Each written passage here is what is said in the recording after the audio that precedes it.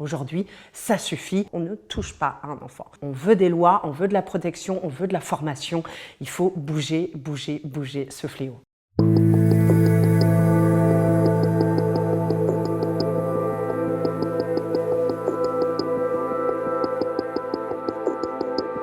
Je crois qu'on est enfin à un virage décisif, c'est-à-dire que la Familia Grande de Camille Kouchner n'a pas que apporté des violences sexuelles dans une certaine strate de la société.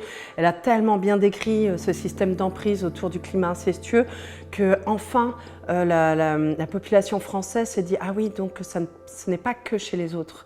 Et finalement, avec cette initiative Nous Toutes de l'hashtag MeTooInceste, les gens se sont emparés de cet hashtag et ont pu témoigner sur les réseaux sociaux. Il y a eu Flavie Flamand, nous on a fait le film Les Chatouilles, il y a eu Sarah Abitbol, il y a eu Vanessa Springora, récemment Muriel Salmona aussi qui témoigne des violences qu'elle a subies. Enfin, il y a trop de monde, quoi. Il y a l'IS loufoque, je veux dire, on est très nombreux à témoigner des violences subies. Malheureusement, le combat est long, la route est longue et pour protéger les victimes ou protéger nos enfants ou mieux écouter les victimes, oui, il y a beaucoup de décisions à prendre.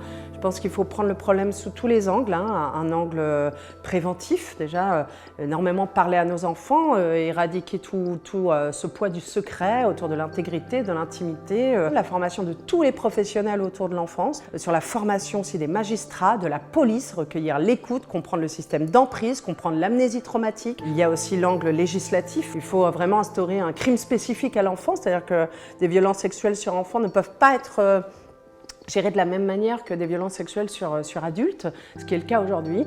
Donc on ne peut plus se poser la question du consentement. Cette notion de consentement, c'est terminé. Il faut vraiment en finir avec ça. Il y a le cas aussi de l'imprescriptibilité, pouvoir accueillir la parole d'une victime toute sa vie. Je pense qu'il faut parler à nos enfants des violences sexuelles sans les traumatiser, évidemment. Il n'est pas question de dire à un enfant les bourreaux sont partout et on va te violer. Non, c'est pas vrai. En revanche, dire à un enfant que ses parties intimes lui appartiennent, qu'il est seul à pouvoir y toucher, que ni papa, ni maman, ni un copain, ni le copain des copains, ni le grand-père, ni la grand-tante n'a le droit d'y toucher, c'est fondamental. Et dire que par contre, s'il était victime d'une agression, il faut parler aussi en termes d'agression. C'est-à-dire que si quelqu'un essaye de toucher tes parties intimes, c'est une agression. Une agression, chérie ou ma chérie, c'est puni par la loi. Personne n'a le droit de te faire ça puisque ça te fera du mal. Ça te fera du mal dans ton socle de construction. L'enfance est un endroit qui constitue un socle pour ta vie. Donc cette enfance-là, elle doit être protégée. Dans les ouvrages « Et si on se parlait » qu'on a écrit avec Mathieu Tucker, qui a fait les illustrations, notre but était, oui, de nous adresser aux enfants, mais également aux adultes, et les amener à lire ensemble avec des adultes responsables, ou des parents, ou des instituteurs.